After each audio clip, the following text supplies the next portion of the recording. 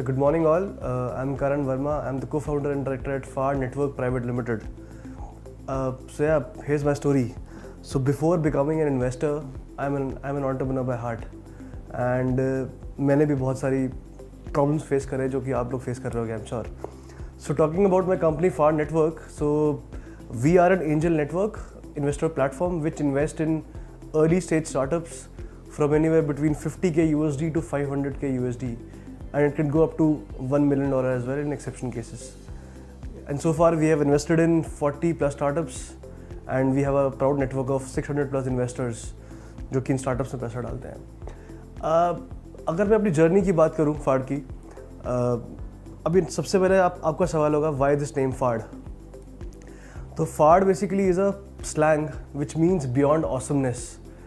And जब मैं अपनी इंजीनियरिंग कर रहा था, I am an engineer from UPES Dehradun, so उस टाइम पे I use to use this word a lot, फाड़. लाइफ में फाड़ भी करना था लाइफ में, so that's why we started फाड़. And initially it was not about investments.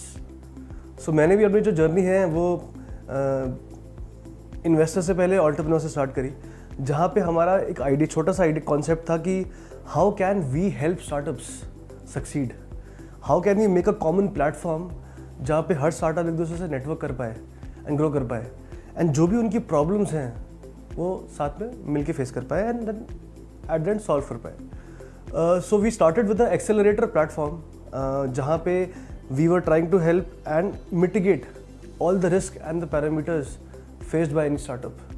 Like for example, being a startup, you have a question how to register a company. So is it important to register a private limited company or a LLP? Or maybe how to register a trademark? Who is the best lawyer? And I'm sure there are 10 more problems like raising capital, finding a mentor, finding a co-founder, finding a tech co-founder and multiple others. सो ये हमारा starting में concept था. सो हमने 2015 में start किया था ये concept, and उसके बाद there was no looking back. We reached out to 1000 plus entrepreneurs in less than 2 years time, and we move to 5 to 6 different cities. हमने कम से कम 40 इवेंट्स करे. It was like a community meetup events, co founder matchmaking events, mentorship hours. Focus हमारा वही था कि कैसे हम उनकी जर्नी ईजी कर सकते हैं ताकि वो ग्रो कर पाए. And today things have changed. We are at a different position right now, and we never thought कि हम भी शायद से स्टार्टअप में इन्वेस्ट कर पाएंगे, उनकी ग्रोथ में हम नर्चर कर पाएंगे. सो आज की डेट में जो फाड़ है, जैसे आपको मैंने बताया, अब जो हमारा पहले मॉडल था एक्सेलरेशन का, अब हम वो खुद नहीं करते हैं. We tend to partner with people who are experts, who have the expertise in that, and our expertise is to invest in startups and to raise capital for them. So आपको जो पहला क्वेश्चन है, I am sure पहला question ये रहेगा कि startup की definition आपको जाननी होगी, and your question must be what is the definition of startup as per the Indian government. So Indian government ने 3 पॉइंट्स बोले बहुत important. So do listen to me carefully. So पहला पॉइंट, आपका जो स्टार्टअप है वो उसकी इनकॉर्पोरेशन डेट 10 साल से कम होनी चाहिए, एंड आपका जो टर्नओवर रेवेन्यू है वो 100 करोड़ से कम होना चाहिए. And third and the most important point, जो आपका स्टार्टअप है वो इनोवेशन करना चाहिए या फिर टेक्नोलॉजी में, IP में या प्रोसेस में. यही हमारा क्राइटेरिया है, जो इंडियन गवर्नमेंट का क्राइटेरिया, यही हमारा क्राइटेरिया. अगर हम किसी स्टार्टअप को भी इन्वेस्टमेंट करना चाहते हैं, शॉर्टलिस्ट करते हैं, so we look at these 3 points. So right now I'll be talking about the problems faced by all the entrepreneurs. There are 10 problems, and I'm sure the major problem that every startup fail is investments. And as per the data, around 38% startups fail because of low investments or lack of investments. But what about the other 62%? I guess उसके लिए responsibility we as an entrepreneur should take it. So जो problems आप face करते हो वो बहुत सारी हैं. पहला, finding a right co-founder. ऐसा हमने कितनी बार देखा है कि 2 co-founder मिलके startup करते हैं, and why the startup fail? Because co-founders की बनी नहीं. They were not able to collaborate well. So it is very much important to find a perfect co-founder for you, because finding a co-founder is like a marriage. When you're finding a girl for yourself, आप पहले उनसे मिलते हैं and you meet them and you try to understand them कि आपकी जो synergy है वो मैच कर रही है नहीं कर रही. Similarly, it's with the co-founders.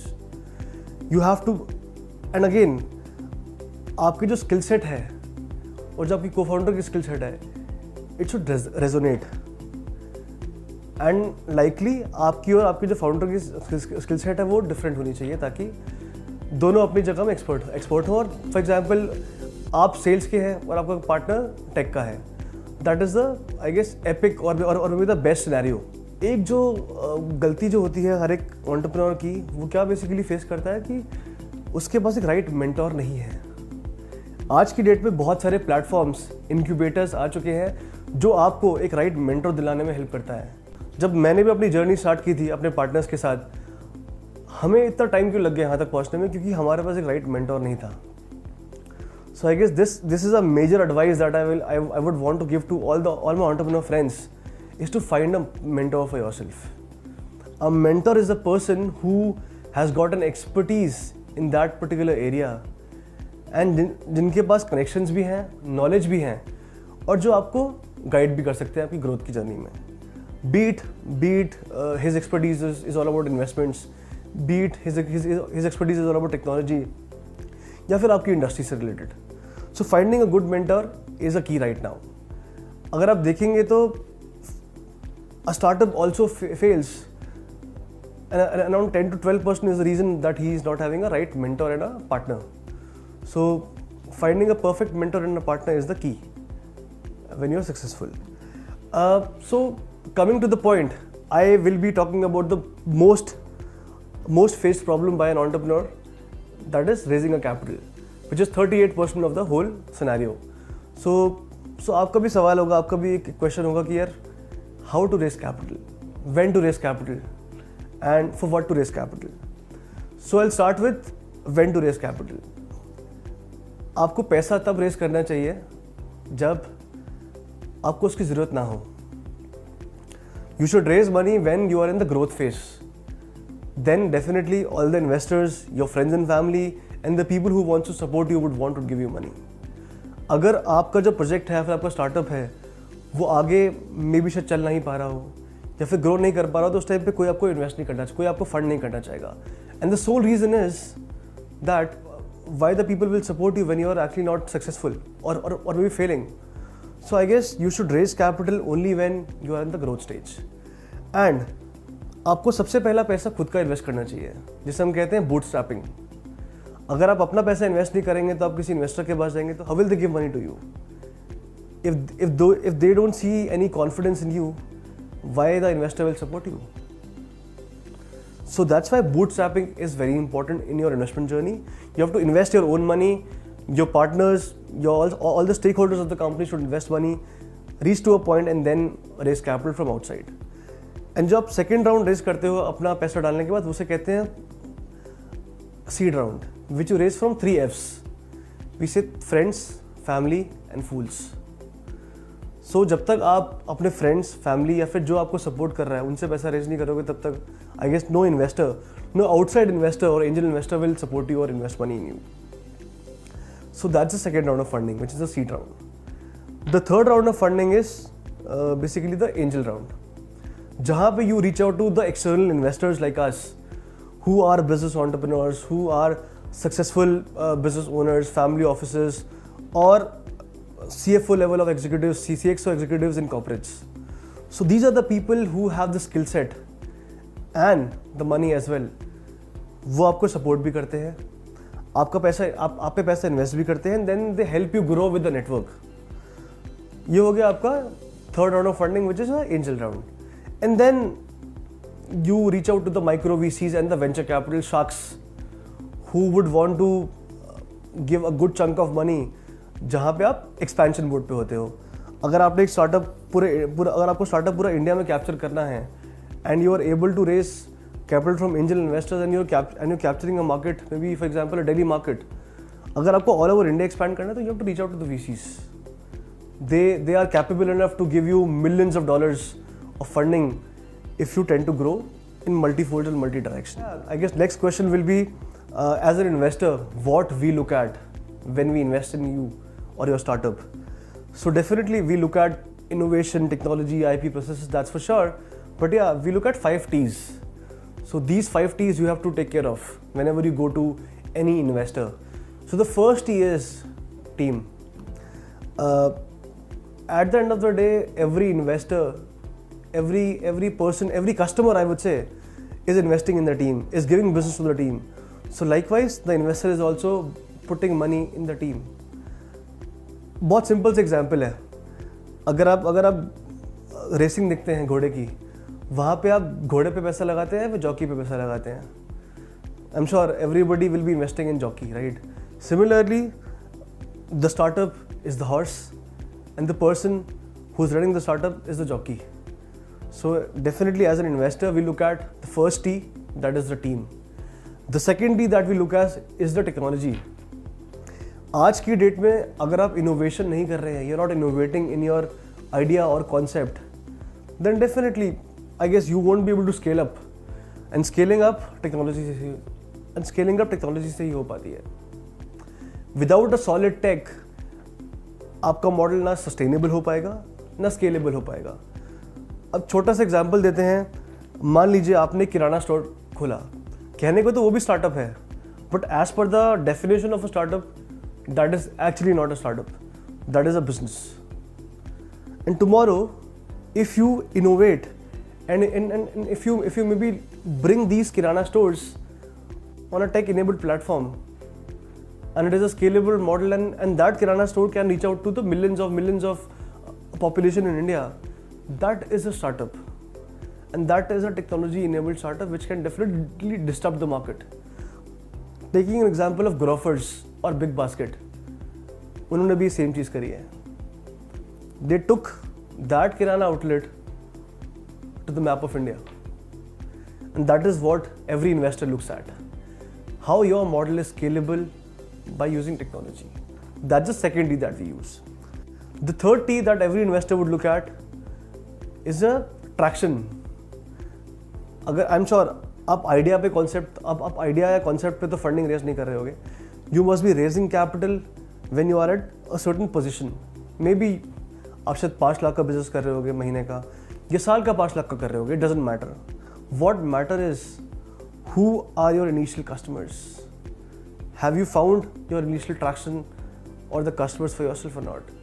If it is a B2B business, क्या आपके पास कुछ enterprises हैं, कुछ companies हैं जो आपको सॉफ्टवेयर पे सब्सक्राइब कर चुकी हैं, या फिर अगर आप एक B2C बिजनेस हैं, क्या जो आपके पास इनिशियल कस्टमर्स हैं जो आपको पैसा देने को रेडी हैं and they're happy with your product. It doesn't matter if you have 100 customers or 1000 or 10, but at least you have validated that your model is scalable. And yes, you can attract customers because of a unique product. So that's the third T, which is traction. The fourth T that we look at, or any investor would look at, is 10x potential. If you're investing X amount, right now we are looking to take an exit going forward, maybe in the next 4 to 5 years, and to the scale of 10x to 20x or maybe 100x. So yes, अगर कोई भी investor आप पे पैसा डाल रहा है, they are not expecting a 20, 30, 40% exit. Yes, they are expecting at least minimum 10x return of the money they have invested 5 years back or 4 years back. So, for example, again taking the example of that kirana store, if we as an investor will invest in them, I'm sure we might not get a return of 20-30% every year. But yes, if it is a Grofers or a Big Basket, you know where they are right now. They have got a unicorn status. So by unicorn I mean they are valued at $1 billion, and I'm sure the early investors have made a good amount of money while investing in them. So that's the fourth T, which would say 10x potential. The fifth T that every investor would look at is terms. अगर हम पैसा लगा रहे तो definitely we are not investing without getting anything. As an investor, they get on the cap table. They take equity in the company. So yes, we look at what valuation you are raising capital. क्या terms हैं investors के लिए, वो terms reasonable हैं, perfect हैं, is it good enough or not? So yes, I guess these are the 5 most important T's that every investor would look at. and you have to take care of being a startup entrepreneur. So I guess now it is very much clear what every investor would look at. But yes, there is a lot of effort, there's a lot of task that as an entrepreneur you have to pursue. So जो I guess आपका भी सवाल होगा कि investors को approach कैसे करें. It is very much important to go with the plan. If you are an entrepreneur, you want to reach out to the investors, अगर आप randomly उनको एक email लिख रहे हैं या फिर LinkedIn के थ्रू reach out कर रहे हैं, I'm sure अभी तक आपको reply वहाँ से नहीं मिला होगा. Yes, if you go with a solid plan and a pitch deck and a financial model, then definitely as an investor we would want to look at that. And also one small advice to all the entrepreneurs: go with the recommendation. Because being an investor, if you're reaching out to the investors, they're getting thousands of emails, messages, LinkedIn requests day in day out. But why they choose you, why they come to you? अगर आप किसी recommendation के through जा रहे हैं, may be via किसी investment banker के या किसी इंक्यूबेटर के थ्रू या किसी मेंटोर के थ्रू, तो I guess that is a perfect strategy to reach out to the multiple investors और the investors that you are looking at और मे बी टारगेटिंग. अगर आप उन इन्वेस्टर के पास इन 4-5 लोगों के थ्रू जाएंगे तो शायद से वो आपको एंटरटेन करेगा, and yes they might look at और कंसिडर योर प्रपोजल. और else investors are the most busiest people because they don't have much time to validate or look at your business plans. अब आपको अगला सवाल है कि how to prepare these business plans. So yes, I'm sure it's very much important to take a professional help. Yes, you are an entrepreneur. We expect you to make these documents, make these business plans, presentations, pitch decks. But yes, don't shy away to take this professional help because you are good at your work. And definitely these professionals are good at their work. So अगर आप एक solid business plan, एक solid eye catchy pitch deck के साथ जाते हैं, which justifies the whole concept, then it doesn't matter. But at the end of the day, that is a good strategy to reach out to the people like us. So coming back to my point, जब मैंने बात की थी कि 5 T's के बारे में, so जो चौथा T था 10x return. So at the end अगर me as an investor is putting money in your startup, so at the end हमें भी exit चाहिए. So we are investing money so to multiply our money as well. So एक investor को exit कैसे मिलता है, and being an entrepreneur आपको भी जानना बहुत important है. So जैसे बताया कि आप पहला राउंड रेस कर रहे हैं, वो आपने फ्रेंड्स फैमिली का राउंड रेस करा. फिर आपने जब एक एक्सटर्नल इन्वेस्टर से पैसा रेस करा, आपने भी एक सर्टेन वैल्यूएशन पे पैसा रेस करा. जैसे कि मान लेते हैं कि आपने अपनी वैल्यूएशन करवाई है अपने प्रोफेशनल से. वैल्यूएशन कंपनी की आ रही है 8 करोड़ रुपए और आपने 2 करोड़ रुपए रेस करे इन्वेस्टर से, एंजल इन्वेस्टर से. सो आने वाले टाइम पे मान लीजिए 1 साल बाद आपको और पैसा चाहिए मार्केट से, and now you want may be 10 crore. आपको पता है कि एंजल इन्वेस्टर्स आपको 10 करोड़ नहीं दे पाएंगे, तो आपको एक किसी वेंचर कैपिटल इन्वेस्टर के पास जाना है जो कि आपको 6-7 करोड़ या 8 करोड़ रुपए देना चाहेगा. सो उस टाइम पे जब आप कंपनी की वैल्यूएशन करवाएंगे, मान लीजिए आपका ट्रैक्शन 5x या 6x बढ़ चुका है, आपका जो पहले बिजनेस 60 लाख था साल का, अब वो 6 करोड़ रुपए हो चुका है. तो जब आप अपनी वैल्यूएशन कराएंगे, मान लीजिए आपकी वैल्यूएशन आती है 50 करोड़ रुपए की. सो इस जो इन्वेस्टर जिसने फर्स्ट राउंड में पैसा डाला, उसकी वैल्यू ऑलरेडी 5x हो चुकी है पेपर पे. इट डजंट मीन दैट उस इन्वेस्टर को एग्जिट मिलने वाला है. अभी इन्वेस्टर को एग्जिट तभी मिलेगा जब स्टार्टअप के पास लिक्विडिटी होगी पैसा देने के लिए, या फिर जो वेंचर कैपिटल फंड है वो चाहेगा कि नहीं, मुझे आपकी सारी इक्विटी खरीदनी है, you can give exit to the investors. So that's how on papers initially the value gets increased, and then tomorrow the venture capital fund or the VCs or the private equity funds give exit to the small investors. That's how we as investors make money. And at the end goal क्या है? जो VCs है उनको कैसे exit मिलेगा? अब exit के भी 4-5 तरीके होते हैं.